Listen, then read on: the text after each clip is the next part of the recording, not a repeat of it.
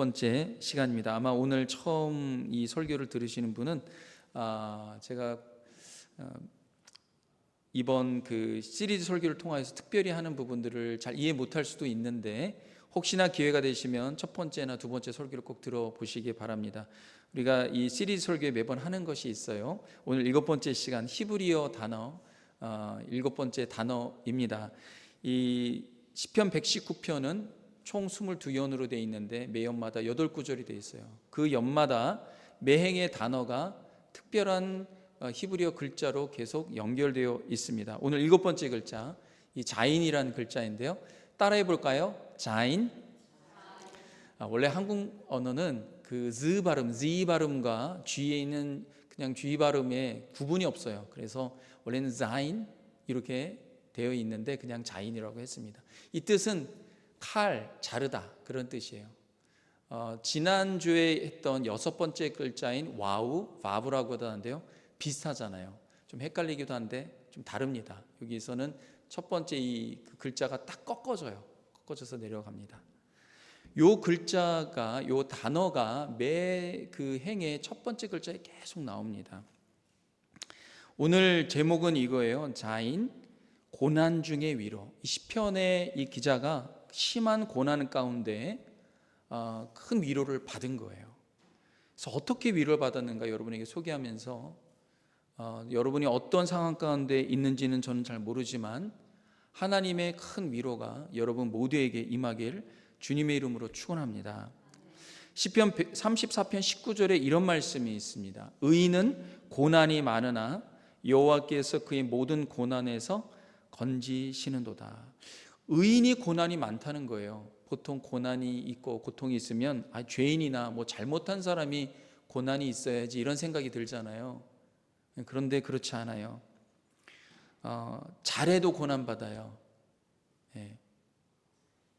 못한다고 힘드는 것이 아니라 어떤 때는요, 정말 저 사람은 정말 잘못했는데 왜 저 사람은 형량, 왜 법재판이 왜 저래, 너무나 약한 그런 형량을 줘갖고 많은 사람의 공분을 사는 그런 경우도 있잖아요.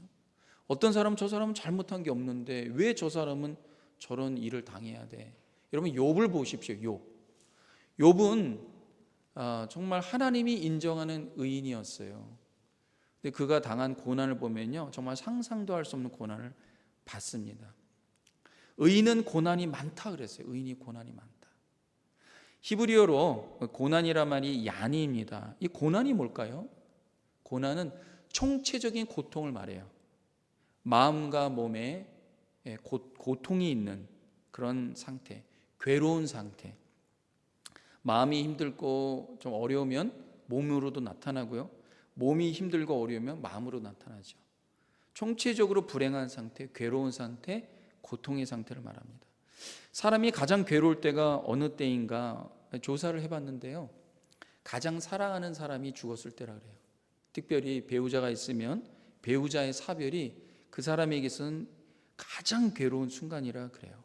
자기가 사랑하는 가족, 또 사랑하는 사람이 누군가가 이 세상을 떠나게 되면 영원히 못 보는 것 같은 마음이 들어서 굉장한 고통 가운데 든다고 합니다. 또 그것만 있을까요? 사업이 실패할 때 잠자고 일어나는데 사업이 완전히 실패해요. 잠자고 일어나는데 요즘에 미국에서는요, 실직률이 너무 많다 그래요. 요즘 미국은 참 냉정한 것 같아요. 잠자고 일어나서 출근하려고 딱 했는데 이메일 열었는데 이메일에 You are fired. 그런 이메일 받으면 정말 세상이 무너진 것 같지 않습니까? 여러분 요즘에 젊은 사람들, 우리 교회에도요, 말은 못하지만 저에겐 개인적으로 말을 해요. 좀 몇 개월째 실직이 돼서 직장을 구하고 있는데 정말 능력 있는 청년들이에요. 근데 오늘 하루아침에 그렇게 된 거예요. 여러분 기도가 많이 필요합니다. 그럼 참 어려워요. 가정도 있는데 이게 고통이 돼요. 고통이 됩니다. 때로는 이것 때문에 마음에 심한 병을 얻어서 육신의 병까지도 얻는 경우가 있어요. 또 어느 때는요, 자기가 정말 믿고 의지했던 가족이나 친구나 누군가에게, 선배나 후배나 뭐 누구에게 갑자기 배신을 당하고 관계가 끊어지는 거예요. 단절이 되는 거예요. 뒤틀리는 거예요. 그럼 굉장히 정말 힘이 듭니다. 우리가 그리스도인으로서 고난과 고통이 어떤 것이 있을까요? 정말 내가 믿음으로 살겠다고 결단하고 정말 오늘 말씀 가운데 또 내가 평소에 읽은 말씀 가운데 깊이 깨달음이 있어요. 내가 정말 이렇게 살아야지. 그리고 믿음으로 살겠다고 결단하는데 보통 그럴 때는요, 큰 영적 공격이 옵니다. 뭐 가정에서도 오고 직장에서도 오고 사업체에서도 오고 별의별 생각지도 못한 곳에 고통이 와요. 그래도 내가 정말 결단하고 믿음으로 사는데 정말 내가 감당하기 어려운 그런 어려운 벽에 직면하는 경우도 있어요. 아까 실직 얘기를 했는데요, 저희 교회 다니는 어떤 자매가 이제 고등학교 때부터 중학교 때부터요 저희 교회를 다녔어요. 대학을 졸업하고 직장을 얻으려고 하는데 직장이 안 돼요. 요즘에 너무나 힘든 것 같아요. 그래서 어느 정도까지 갔냐면, 내가 정말 하나님이 살아계시는가, 나를 돌아보시는가, 내가 정말 믿음으로 이렇게 살아갔는데 왜 나는 이렇게 실직 상태에서 어려움을 겪고 있는가. 여러분, 그렇게 됩니다. 근데 다행히도 하나님께 감사하게도 좋은 직장을 또 얻게 됐어요. 제가 목회자다 보니까 이제 간혹 이제 사업을 하는 분들 중에 저에게 좀 괜찮은 청년 있으면 좀 소개시켜달라고 부탁이 오는 경우가 있어요. 근데 어떻게 때로는 연결이 잘 될 때도 있지만 안 되는 경우도 있는데, 또 그 자매가 연결이 잘 돼 갖고요, 또 사장이 마음에 들어서 또 잘 취직이 된 경우예요. 그런 경우는 좋지만 그게 몇 개월 뭐 몇 년 지속이 되면요, 하나님 정말 살아계시냐 참 어려운 경우가 있어요. 믿음으로 순종하고 말씀으로 순종할 때 사회적인 관계에서 단절되는 고난도 있습니다. 최근에 미국 연합감리교단, UMC죠, 연합감리교단 동성애를 지지해서 그곳에서 40% 이상 교회가 대거 나왔어요. 그래서 이제 다른 교단을 세웠는데 여전히 연합감리교 교단은 동성애를 지지하고 있어요. 근데 그 중에 떠나지 못하고 교회를 지키고 있는 목사님 중에요, 또 그 교회도 우리는 이 UMC를 떠나지 못하지만 그래 우리가 정말 성경적인 그런 기반 아래 우리가 좀 믿음을 지켜나가고 다음 세대를 우리가 좀 키워나가면 좋겠습니다. 그런 가운데 목사님이 함께 이제 말씀을 전하는데, 이 동성애에 대한 말씀을 어쩔 수 없이 전하는 가정 가운데에서 이것은 성경적으로 옳지 않습니다. 하나님께서 이걸 죄라고 말했으니까 우리는 그걸 그대로 따라가야 됩니다. 세상의 트렌드가 어떻든 우리는 이것을 분명히 지켜야 됩니다. 이런 설교를 했다가 교단으로부터 파면당했어요. 신문에 나왔습니다. 저와 연배가 비슷한 그런 목사님 몇 명이 파면을 당했어요. 미국의 침례교인 중에 어떤 분은 이제 동성애 커플이 이제 부케를 만들어 달라고 이렇게 왔는데 정중히 사양했습니다. 내 신앙 양심으로 내가 다른 데 소개시켜 줄 텐데 저는 그걸 만들 수 없지만 없다라는 거 이해해 주시기 바랍니다. 좋게 얘기해서 갔는데 어느 날 갑자기 법정으로부터 천문학적인 그런 금액으로 그 파인이 물려서 소송을 받은 경우가 있어요. 사업이고 뭐고 다 망하게 된 그런 케이스들. 여러분, 이것이 그리스도의 말씀을 순종하다가 당하는 어려움들 아닙니까?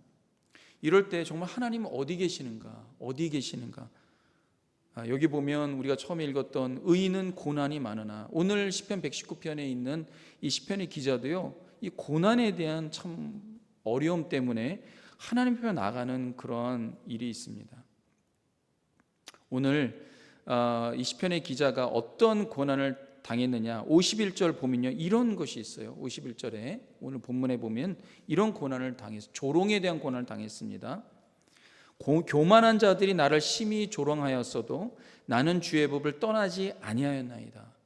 조롱에 대한 조롱. 혹시 여러분 예수님 믿는다고 조롱받은 적 있습니까? 어때요? 미국이나 한국 어떻습니까? 제가 어릴 때만 해도 교회 다닌다 그러면 예수쟁이라고 놀렸습니다. 쟤 예수쟁이야, 예수쟁이. 지금은 어떨지 모르지만 과거에 꽤 오래 이제 과거에는 예수님 믿는 사람이 불신자 가정에 들어가게 되면요, 시댁으로부터 예수님 믿는다고 가진 숨어 왕따당하고 심지어 폭행을 당하는 경우도 적지 않았습니다. 그리고요, 여러분 사회에 가면요, 내가 예수님 믿는다 그러면 어떤 일을 당하냐면요, 예수님 믿는구나. 그럼 예수님 믿는다는 것 때문에 친절과 사랑과 희생을 강요도 받아요. 예수님 이런 말 했다며 오른손 뺨을 치면 왼편도 돌려대려고 했는데 너는 왜 그래? 희생을 강요하는 가스라이팅 받습니다. 그러면 어떤 일이 있냐면요, 내가 예수님 믿는다는 것을 얘기하고 싶지 않아요. 그런 얘기가 있어요. 교회는 호구다. 왜냐하면 교회에서 어떤 일을 일어나면요, 더 많은 금액을 청구해도 교회에서는 어쩔 수 없이 줘야 된다는 거예요. 왜? 사랑의 종교인데 오른편 뺨 치면 왼편도 돌려야 되는데 막 이런 거죠. 이 시편인 기자가 자기도 그런 조롱을 당한 거예요. 나를 심히 조롱하였어도 뭐라고 얘기합니까? 나는 주의 법을 떠나지 아니하네. 내가 믿음을 버리지 않았다. 이런 고백을 합니다. 여러분 얼마나 어렵습니까? 여러분 이 예수님은요, 죄가 하나도 없으신 분이에요. 그런데 말로 다 할 수 없는 고난을 받으셨어요. 뺨 맞고 침뱉음 당하고 희롱당하고 조롱당하고. 근데 주님은 죄가 없으신 분이에요. 이런 어려움 가운데에서 어떻게 위로를 받는가? 고난 중에 위로, 고난 중에 위로. 오늘 본문에 그러한 어려움 가운데에서 시편 기자가 위로를 받은 거예요. 어떻게 위로를 받았는가? 오늘 본문의 49절 50절에 이런 말씀입니다.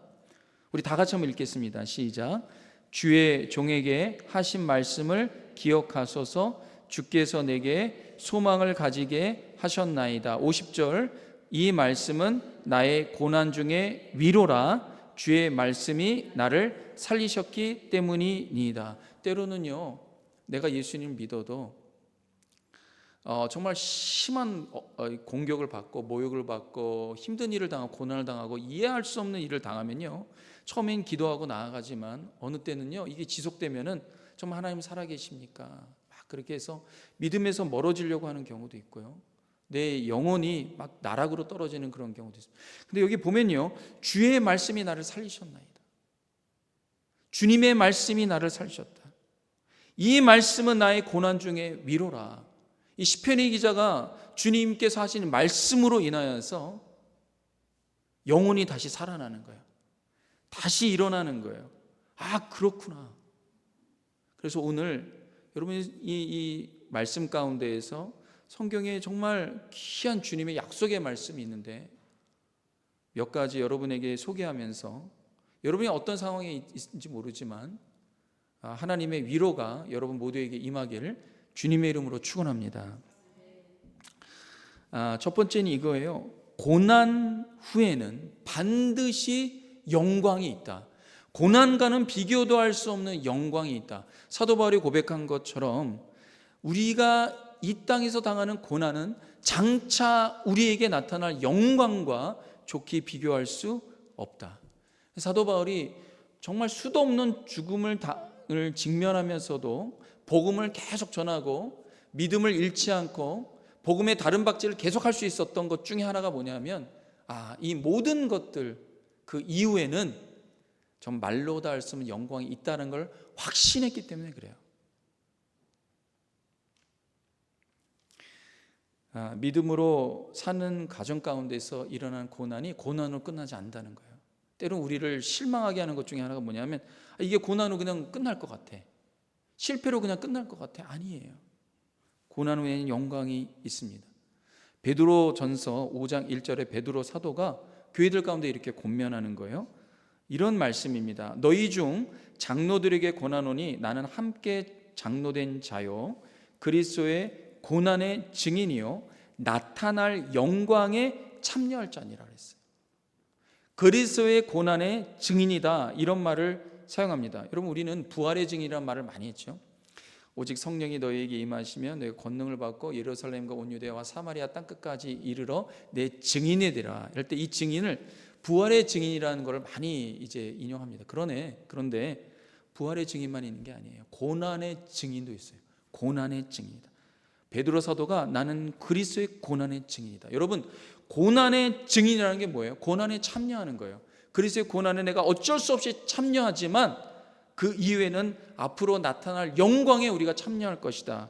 이런 약속의 말씀을 합니다. 사도 바울이 디모데에게요 뭐라고 얘기하냐면 고난을 받으라고 말합니다. 좀 더 나아가는 거예요. 디모데후서 2장 3절에 이런 말씀이 있습니다. 너는 그리스도 예수의 좋은 병사로 나와 함께 고난을 받으라. 나와 함께 고난을 받으라. 고난을 받으라는 거예요. 바울은 고난을 피하라고 말하지 않습니다. 고난을 받으라는 거예요. 이게 몇 가지 의미가 있습니다. 하나는 이거예요. 이 세상 사는 모든 그리스도인들은 사는 동안에 고난은 불가피합니다. 내가 믿음으로 산다라고 할 때 고난은 불가피합니다. 근데요, 실은 그리스도인뿐만 아니라 사람이란 존재 자체가 고통의 연속이에요. 누군가 그렇게 말했어요.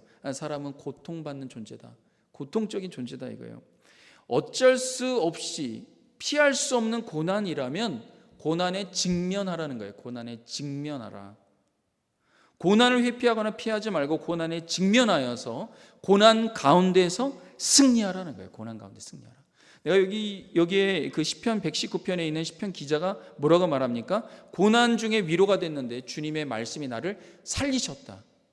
고난 가운데 매몰되지 말고 고난 가운데에서 살아나는 승리의 역사가 일어나라. 그래서 고난에 직면하라는 거예요. 고난에 직면하라. 또 하나는 뭐예요? 고난에 참여하는 자는 부활에 참여하는 자가 될 것이다라는 거예요. 고난에 증인된 사람은 부활에 참여하는 자가 된다라는 거예요. 고난의 상급은 부활의 영광이다. 베드로전서 4장 13절에 이런 약속의 말씀이 있습니다. 다 같이 한번 읽도록 하겠습니다. 시작. 오히려 너희가 그리스도의 고난에 참여하는 것으로 즐거워하라. 이는 그의 영광을 나타나실 때에 너희로 즐거워하고 기뻐하게 하려 함이라. 아멘. 여러분의 기쁨이 뭡니까? 여러분의 기쁨이 뭐예요? 물론 이 땅에서 어떤 일들이 잘 되고 뭐 이러면 우리가 기쁨이 있죠. 그렇죠? 감사가 있고. 그런데요, 그거하고는 비교도 할 수 없는 기쁨이 있다라는 거예요. 믿음의 우리 선진들이 하나같이 고백하는 말이 뭐냐면 이 세상에서의 어떤 기쁨과 비교도 할 수 없는 기쁨이 그리스도 안에서 그분의 영광에 참여할 때 임한다는 거예요. 여러분, 이게 이런 기쁨을 어떻게 알았을까요? 그것은 이 베드로 사도나 또 이 바울 사도 같은 경우에는요, 예수 그리스도의 부활을 직접 경험한 사람이에요. 본 사람이에요. 예수님이 부활하신 것을 보기 전에 예수님의 영광된 몸을 변화산에서 경험한 사람이 베드로입니다. 얼마나 좋았냐면, 주님 여기에 그냥 아무것도 아니에요. 궁전 필요 없어요. 초막, 텐트 그거만 쳐도 나 영원히 여기서 평생 여기서 있어도 나는 행복할 것 같아요. 짧게나마 예수님의 영광을 받는데도 그런 얘기를 해요. 그러니까 베드로 사도는 그걸 알고 있는 거예요.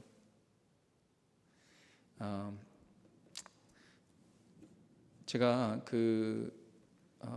이런 경험을 했습니다. 중학교 때 제 취미로 부모님이 이제 바이올린을 하라고 바이올린을 이제 키는데 내 바이올린으로 아무리 켜도 이 아름다운 소리가 안 나는 거예요. 정말 이거는 바이올린의 문제다. 바이올린이 너무 후져갖고 이 도구의 문제다, 이런 생각을 했어요. 그런데 저보다 한 2살 많은 그런 형이 있었어요. 그 형이 얼마나 바이올린을 잘하는지 저는 몰랐고, 근데 이제 어떻게 해서 음악 파는 악기점에 갔는데 그 형이 있는 거예요. 이런저런 얘기 가운데 제 바이올린을 그 형이 갖고 연주를 하는데 바로 코앞에서 한 1m, 2m에서 제 바이올린을 연주하는데요, 저는 천상의 소리가 이런 거구나 알았어요. 상상도 할 수 없는 소리가 제 바이올린에서 들려오는 거예요. 그런 거 한번 경험하면은요, 달라져요. 근데 이거하고는 비교도 할 수 없는 거죠. 그건 고등학교 형 정도인데, 예수님께서 하늘 영광의 몸을 입고 잠깐 나타나셨는데 그걸 본 베드로는요, 까무러칠 정도예요. 정말 이 세상에서는 맛볼 수 없는 엄청난. 그런데 보는 것만이 아니라 우리가 그런 영광에 참여하는 자로 하나님께서 우리를 그렇게 세우시겠다. 그런 말씀을 주님이 하시니까 이거 얼마나 복된 거예요. 여러분이 이 땅에서 어떤 어렵고 힘든 일을 당한다 할지라도 여러분 뭐가 우리를 살립니까? 약속의 말씀, 소망의 말씀이 우리를 살리는 줄로 믿습니다. 두 번째는 이겁니다. 의를 위한 고난은 그 고난을 받는 그 사람에게는 복이다라는 거예요. 베드로전서 3장 14절에 이런 말씀이 있습니다. 한번 다 같이 한번 읽도록 하겠습니다. 시작. 그러나 의를 위하여 고난을 받으면 복 있는 자니 그들이 두려워하는 것을 두려워하지 말며 근심하지 말며. 의를 위하여 고난을 받으면 복 있는 사람이다. 복 있는 사람이다. 이거 다른 거 아닙니까? 고난 받는데 뭐가 복입니까? 내가 고난 받고 있는데 복 있는 사람이다, 이런 느낌이 갑니까? 아니잖아요. 근데 믿음의 사람은 터닝이 일어나야 돼요. 의를 위하여 믿음으로 주님 말씀 행하다가 받는 어려움과 힘든 것과 여러 가지 그런 고통의 것은 나는 복 있는 사람이구나. 여러분, 이런 터닝이 일어나야 됩니다. 여러분 한번 따라해 볼까요? 나는 복 있는 사람이구나. 나는 복 있는 사람이다. 여러분, 이게 딱 들어와야 돼요. 의를 위하여 고난받으면 복 있는 자니, 어렵고 힘든 일일 때 근심하고 염려하고 두려워하기보다는 그럼 말라는 거예요. 의를 위하여, 예수님 때문에 받는 고난, 나 복 있는 사람이구나. 운동을 하면 좋다는 말을 많이 듣죠. 여러분 운동하십니까? 운동하세요? 근데 운동하러 가는 게 힘들어요. 운동하는 게. 근데 운동하면 왜 몸이 좋을까요? 운동이 왜 몸에 좋을까요? 운동은 몸을 자극하고 고통 주기 때문에 좋은 거예요. 자극과 고통받은 몸은요, 회복하기 위해서 몸에 근육을 만들어냅니다. 좋은 물질을 만들어내요. 이기기 위해서. 의를 위하여 고난받으면 복이 있는 자니, 나 복 있는 사람이구나. 근데요, 여기서 제가 하나 더 말씀을 드리고 싶은 것은 이거예요. 우리에게서 가장 큰 복은 뭐냐? 뭘 것 같아요? 여러분에게 가장 큰 복은 뭐예요? 우리 말씀을 잘 알아야 돼요. 말씀을 잘 알아야 돼요. 나에게 가장 큰 복은 무엇일까?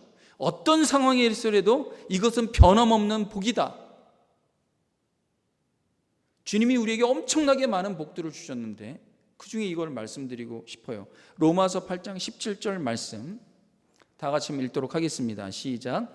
자녀이면 또한 상속자 곧 하나님의 상속자여 그리스도와 함께한 상속자니 우리가 그와 함께 영광을 받기 위하여 고난도 함께 받아야 할 것이니라. 아멘. 상속자가 나오는데 하나님의 자녀는 하나님의 상속자라는 거예요. 어떠한 상속자냐? 그리스도, 하나님의 친자이신 독생자 예수 그리스도와 함께 받을 상속자라는 거예요. 여러분, 이게 상상이나 가십니까? 상상이 가요? 요즘에는 금수저보다 더한 수저가 있다고 그래요. 흙수저, 은수저, 금수저. 저는 흙수저로 태어났어요. 목회자 집안이니까 흙수저보다 더 못한 것 같아요. 근데 요즘에는 금수저 위에 다이아 수저가 있대요. 다이아 수저. 다이아 수저가 뭐야?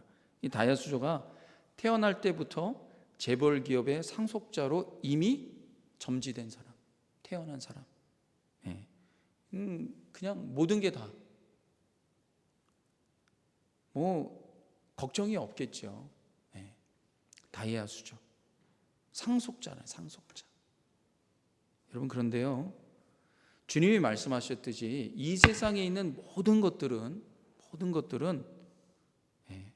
30년, 50년, 100년 되면 없어질 거라는 거예요. 이 세상에 있는 건 다 종과 동록이 해야 한다는 거예요. 근데 내가 너희에게 줄 영원한 기업 주겠다. 하나님 나라의 기업을 내가 주러 이곳에 왔다. 사도 바울은 그것을 분명히 알았어요. 내가 이런 영화와 이런 축복을 받아도 됩니까? 너 받아도 돼. 나를 위해서 고난 받는다면 너는 내가 너에게 하나님의 상속자로, 나와 똑같은 상속권 내가 너에게 준다. 하나님의 상속자요 그리스도와 함께한 상속자니 우리가 그와 함께 예수님과 함께 영광 받기 위하여 고난도 함께 받아야 할 것이니라. 아멘. No cross, no crown. 여러분 다이아 수저예요? 다이아 수저예요? 왜 아멘이 없죠? 여러분 다이아 수저입니까? 여러분 다이아 수저보다 더한 거예요. 하나님 나라의 수저예요. 여러분 이런 자긍심이 있어야 돼요. 그리스도인 자긍심이 있어야 돼요. 내가 하나님 나라의 상속자인데 뭐가 어려워? 뭐가 어려워? 요즘에는 이 기업에 있는 사람들도요 이제는 많이 이제 알게 되어 갖고 아이들 이 다이아 수저로 태어난 이 손주들 그냥 냅두면은 망나니가 되니까 이러면 안 되겠다 훈련시켜요. 아무도 모르게 그냥 기업에 말단 사원으로 보내갖고 너 거 밑바닥부터 해라. 그래야지 너가 이 기업을 잘 물려받지 이런다고요. 거기서 막 그냥 허드렛 일을 하고 막 그래요. 근데 다른 사람 모르죠. 이 사람이 기업에 상속받을 상속자인지 모르잖아요. 근데 이 사람이 이 상관한테 또 선배한테 막 이렇게 혼나고 훈련받는다고 뭐 마음이 상합니까? 안 상하죠. 어차피 이 기업 내 기업인데 나는 어차피 상속자인데. 여러분 이게 자긍심이에요. 우리가 예수 그리스도 때문에 받는 고난 이거 뭐 아무것도 아니죠. 우리가 터닝이 일어나야 되는 거예요. 터닝이 일어나는 거예요. 고난 중에 위로라. 이 말씀이 고난 중에 위로라. 주님의 말씀이 나를 살리셨기 때문이니이다.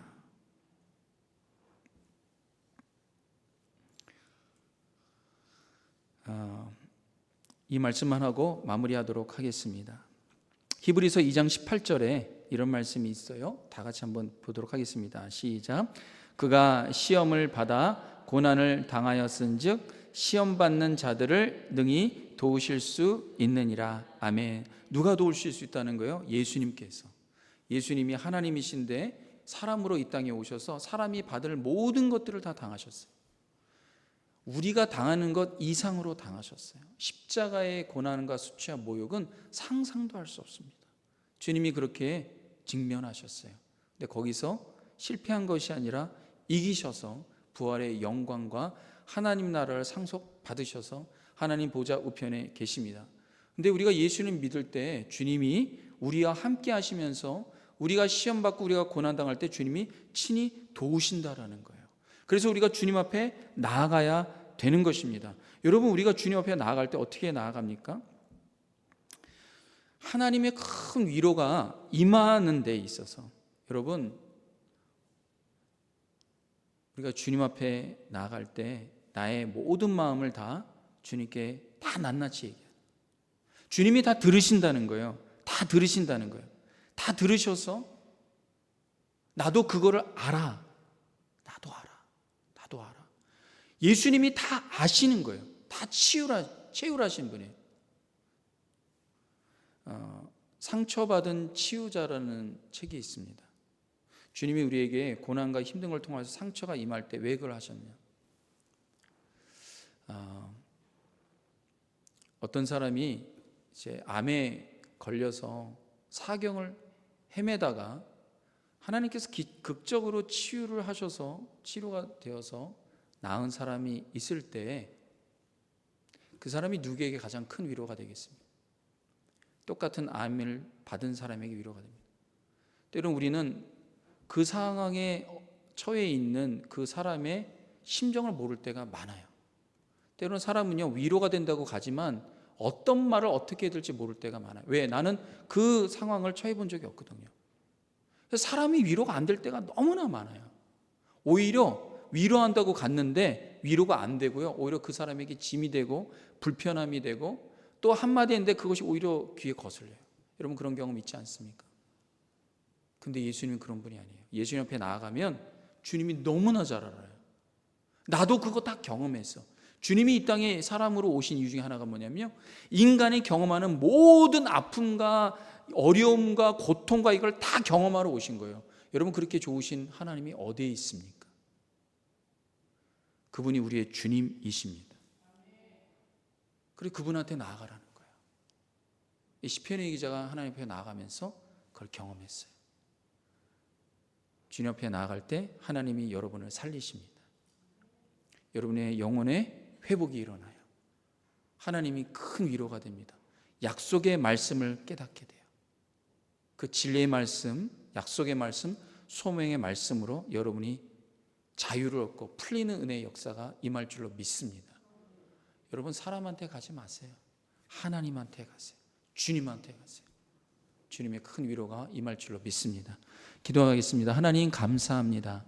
우리 모두가 다 주님 앞에 나아가서 하나님 앞에 위로받는 귀한 성도님들 되어 영혼이 살아나고 회복되는 큰 은혜를 경험하게 하여 주시고, 하나님, 고난 중에 나는 복된 사람이구나, 하나님의 나라의 영원한 상속자 얻을 그 말씀을 부여잡고 믿음으로 당당하게 살아가는 복된 우리 모든 성도님들 다 되도록 역사하여 주시옵소서.